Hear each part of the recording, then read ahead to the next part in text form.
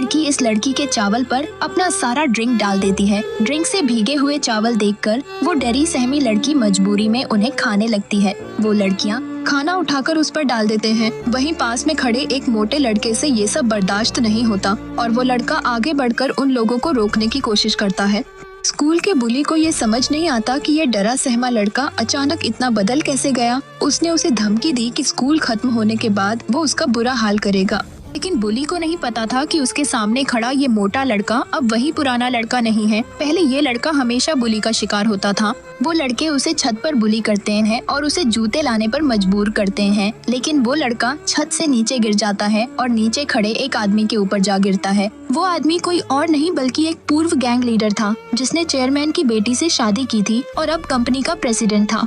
Accident के बाद उसे हॉस्पिटल लेके जाते हैं। जंग पानसू यानी प्रेसिडेंट धीरे धीरे होश में आता है। जब पानसू एक दूसरे हॉस्पिटल के रूम में कदम रखता है तो वो ये देखकर हैरान रह जाता है कि उसका खुद का शरीर वहाँ पड़ा है। उसी वक्त हाई स्कूल के लड़के किम डोंग ह्यून के पिता हॉस्पिटल पहुँचते हैं। पानसू हैरान हो जाता है जब वो अपने आप को आईने में एक हाई स्कूल के स्टूडेंट के रूप में देखता है। डॉक्टर उसकी हालत को सिर्फ भूलने की बीमारी कह देता है। पानसू चोरी छिपे अपने घर जाता है और देखता है कि उसकी पत्नी रो रही है। पहले तो उसे लगा कि उसकी पत्नी उसके लिए दुख मना रही है, लेकिन उसे पता चलता है कि वो अपने टूटे हुए नेकलेस के लिए परेशान थी।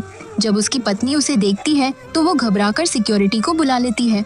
सिक्योरिटी ने पानसू को पकड़कर पुलिस स्टेशन ले जाते हैं। डोंग ह्यून के पिता पुलिस को समझाता है कि पानसू की ये हालत उसके एक्सीडेंट की वजह से हुई है। इस वजह से पुलिस उसे चेतावनी देकर छोड़ देती है। अस्पताल में पानसू अपने शरीर पर जोर जोर से थपथपाने लगता है, ये उम्मीद करते हुए कि उसकी आत्मा वापस से उसमें लौट आएगी। उसी समय उसका कर्मचारी मैनचुल वहाँ आता है। मैनचुल डोंग ह्यून को पहचान जाता है, जिसकी वजह से पानसू कोमा में चला गया था। पानसू इस स्थिति को समझाने में असमर्थ था। वो वहाँ से भाग जाता है। डोंग ह्यून के पिता पानसू को स्कूल लेकर गए ताकि प्रिंसिपल से मिलकर यह पता लगाया जा सके कि क्या डोंग ह्यून को स्कूल में कोई परेशान कर रहा है, लेकिन प्रिंसिपल ने ऐसी किसी भी बात से इनकार कर दिया। इसके बाद पानसू ने डोंग ह्यून के पिता से वापस जाने को कहा और फैसला किया कि वह खुद इस सच्चाई की तह तक जाएगा। पानसू जो पहले गैंग लीडर था, बिना किसी डर के क्लासरूम में घुसता है। जैसे ही वो अपनी सीट पर बैठता है, कुछ घमंडी लड़कों के ग्रुप ने उसकी तरफ बेअदबी से इशारे करना शुरू कर दिया। पानसू समझ गया कि ये लड़के जरूर किसी गड़बड़ में शामिल हैं।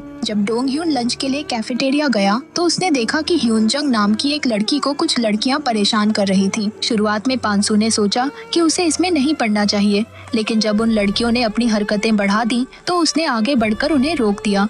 यह देखकर वही बदमाश लड़का गुस्से में आ गया। वह पानसू पर हमला करने ही वाला था कि तभी एक टीचर वहां पहुंच जाता है। गुस्से से तिलमिलाते हुए उस बदमाश ने पानसू को धमकी दी कि वो उसे स्कूल के बाद देख लेंगे। स्कूल खत्म होने के बाद वह बदमाश लड़का अकड़ते हुए पानसू के पास आता है, लेकिन पानसू शांत और बेपरवाह अंदाज में वहाँ से चला जाता है। गुस्से में वो बदमाशों अपना सारा गुस्सा डोंग ह्यून के डेस्कमेट पर उतारता है। उन्हें डर था कि डेस्कमेट उनकी पिटाई के बारे में दूसरों को बता सकता है, इसलिए उन्होंने उसे धमकाया। उसी समय पानसू वहाँ आता है। पानसू फोन में डोंग ह्यून को तंग करने की वीडियो देखता है। बदमाश लड़के ने फोन वापस छीनने की कोशिश की, लेकिन पानसू ने उसे रोक दिया। घर पहुंचने के बाद पानसू ने फोन निकाला और देखा कि उसमें डोंग ह्यून के बिल्डिंग से गिरने का पूरा वीडियो था।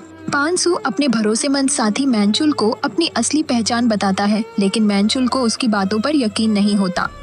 पानसू को मजबूर होकर मैनचुल द्वारा किए गए सारे कामों को फिर से याद दिलाना पड़ता है। पुरानी कहानियाँ सुनने के बाद मैनचुल आखिरकार उस पर यकीन कर लेता है। एक दिन स्कूल के बाद पानसू घर जाते समय ह्यूनजंग से टकरा जाता है। वो उस पर गुस्सा करने ही वाला था कि उसने देखा ह्यूनजंग ने एक टेडी बियर गिरा दिया है। उसे लौटाने के लिए वो उसके पीछे भागता है। जैसे ही पानसू जाने लगता है, अचानक ह्यूनजंग की माँ वहाँ आ जाती है। ह्यूनजंग की माँ को देखकर पानसू सन्न रह जाता है। घर वापस आकर पानसू को अपने अतीत की याद आती है। जब वह मीसुन के साथ था, उसे शक होता है कि ह्यूनजंग उसकी बेटी हो सकती है और वह मैनचुल से गुप्त रूप से उसके बाल का एक नमूना लेने को कहता है। अगले दिन पानसू मौका देखकर खुद ह्यूनजंग के बाल का एक गुच्छा खींच लेता है। पैटर्निटी टेस्ट में ये साबित होता है कि ह्यूनजंग वाकई उसकी ही बेटी है।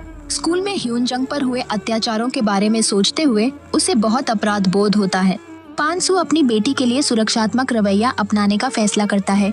एक बदमाश लड़की फिर से ह्यून जंग को तंग करने के लिए अपने खोए हुए लिप ग्लॉस का बहाना बनाकर और उस पर इसे चुराने का आरोप लगाती है। पांसू खड़ा होकर ये दावा करता कि उसने लिप ग्लॉस लिया था। वो मैनचुल को बुलाकर उन लड़कियों की जानकारी देते हुए उन्हें चोट पहुंचाने का कहता है। मैनचुल स्कूल की लड़कियों को नुकसान पहुंचाने के लिए झिझक रहा था। पांसू फैसला करता है कि वह मीसुन को ह्यून जंग के सहपाठियों द्वारा तंग किए जाने के बारे में बताएगा। वहाँ पर वह मीसुन से उसकी जिंदगी के बारे में बात करने लगता है तो मीसुन कहती है कि उसका पिता बेहद बुरा इंसान था, उसने हमें पैसों के लिए छोड़ दिया। मैंने अपने दम पर अपनी बेटी को पालकर इतना बड़ा किया। यह सुनकर पांसू को बहुत बुरा लगता है कि उसकी एक गलती के कारण उसके प्यार को इतना कुछ झेलना पड़ा। दूसरी ओर यून अपने पिता को एक झूठी रिपोर्ट दिखाकर समझाने लगती है कि पांसू उनकी कंपनी के पैसों का गलत इस्तेमाल कर रहा है। असल में यून यह सब मिस्टर यान के कहने पर कर रही थी, क्योंकि यान उसे ब्लैकमेल कर रहा था। अब पांसू एक जिम ज्वाइन करता है और धीरे धीरे अपना वजन कम करना शुरू कर देता है। कुछ हफ्तों की मेहनत और एक्सरसाइज के बाद जब वह कॉलेज जाता है तो उसे देखकर सभी लोग हैरान रह जाते हैं, क्योंकि अब वह पूरी तरह फिट और आकर्षक लग रहा था। स्कूल की सभी लड़कियां उसे देखकर हैरान होती हैं। इसके बाद पांसू मिसुन से मिलने उसके रेस्टोरेंट पहुंचता है। वहां दोनों बातचीत में लगे होते हैं। तभी एक कस्टमर आकर मिसुन को परेशान करने लगता है।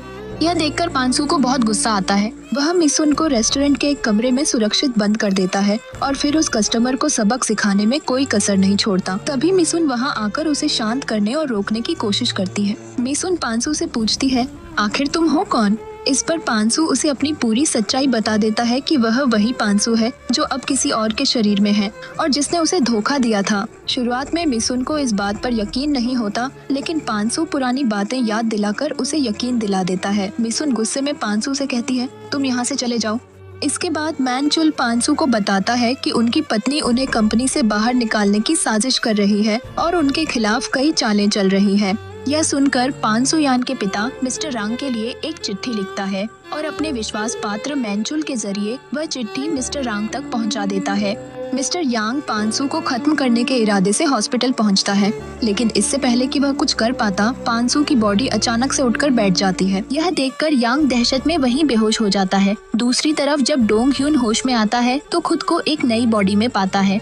इस नई स्थिति से परेशान होकर वह अपने पिता किम के पास पहुंचता है। किम को लगता है कि कोई अजीब आदमी उनके पास आ गया है, इसलिए वह पुलिस को बुलाने की तैयारी करता है। तभी पांसू वहां पहुंचता है और स्थिति को संभालता है। वह उन्हें समझाता है कि उनकी आत्माएं आपस में बदल चुकी हैं। पांसू डोंगह्यून से कहता है, हमें मिलकर इस मुसीबत का हल निकालना होगा। इसके बाद दोनों मिसुन के रेस्टोरेंट पहुंचते हैं। वहां ये दोनों ऐसा दिखाने की कोशिश करते हैं कि वे अपनी असली बॉडी में वापस आ चुके हैं। इसी बीच डोंगह्यून मिसुन का हाथ पकड़ता है और उससे माफी मांगने लगता है, लेकिन तभी यांग वहां अपने गुंडों के साथ फिर से आ धमकता है। डोंगह्यून गुंडों को देखकर डर के मारे रोने लगता है। पांसू स्थिति को संभालने के लिए मिसुन और डोंगह्यून को सुरक्षित जगह पर भेज देता है और अकेले ही उन गुंडों से लड़ने का फैसला करता है। अब रेस्टोरेंट का माहौल पूरी तरह बदल जाता है, लेकिन पांसू यांग के जाल में फंस जाता है। यांग उसे मारने की कोशिश कर रहे होते हैं, तभी मिसुन हिम्मत दिखाती है। वह रेस्टोरेंट के अंदर से गैस सिलेंडर उठाकर आती है और धमकी देती है, अगर तुमने पांसू को छोड़ा नहीं तो मैं इस सिलेंडर को ब्लास्ट कर दूंगी। उसकी दृढ़ता देखकर यांग और उसके आदमी घबरा जाते हैं और वहाँ से भाग खड़े होते हैं। यह सब देखकर मिसुन समझ जाती है कि पांसू और डोंगह्यून की बॉडी अब भी नहीं बदली है। स्थिति साफ होने के बाद मिसुन अपने दिल की सारी बातें पांसू से कह देती है। दूसरी ओर मिस्टर रांग को पांसू के भेजे गए पत्र से यह पता चल जाता है कि उनकी बेटी योन उन्हें धोखा दे रही थी ताकि उसके अफेयर का राज छिपा रहे। सच जानने के बाद मिस्टर रांग अपनी बेटी योन को अपनी संपत्ति से बेदखल कर देते हैं और पांसू को मिलने के लिए बुलाते हैं। पांसू डोंगह्यून को अपने बदले मिस्टर रांग से मिलने के लिए भेजता है। डोंगह्यून ब्लूटूथ के जरिए पांसू के निर्देशों पर हर सवाल का जवाब देता है, लेकिन बीच में ब्लूटूथ कनेक्शन कट जाता है। अब डोंगह्यून को खुद अपनी बात कहनी होती है। वह साहस जुटाकर कहता है, हॉस्पिटल से घर लौटने के बाद मैंने समझा कि पैसे से ज्यादा अहमियत परिवार की होती है, इसलिए मैं खुद को इस कंपनी से हटाना चाहता हूँ। मिस्टर रांग डोंगह्यून की ईमानदारी से प्रभावित होकर उसे कुछ नहीं कहते और उसे उसके पुराने परिवार के पास लौटने की इजाजत देते हैं। पांसू खुशी में डोंगह्यून को गले लगा लेता है, लेकिन तभी गुस्से में यून वहाँ पहुँचती है और अपनी कार से पांसू और डोंगह्यून को टक्कर मार देती है। पांसू को गंभीर हालत में हॉस्पिटल लाया जाता है, जहाँ उसका ऑपरेशन वही एक महिला करती है। होश में आने के बाद पांसू अपनी असली बॉडी में वापस आ जाता है। इसके बाद 6 महीने बाद का समय दिखाया जाता है, जहां डोंगह्यून और ह्यून जंग अच्छे दोस्त बन चुके हैं। और पानसू ने मिसुन के लिए एक नया और खूबसूरत रेस्टोरेंट खोला है। किम मैन चुल पानसू और मिसुन मिलकर इस रेस्टोरेंट को चलाते हैं और इस तरह यह दिलचस्प और भावनात्मक कहानी यहीं खत्म होती है।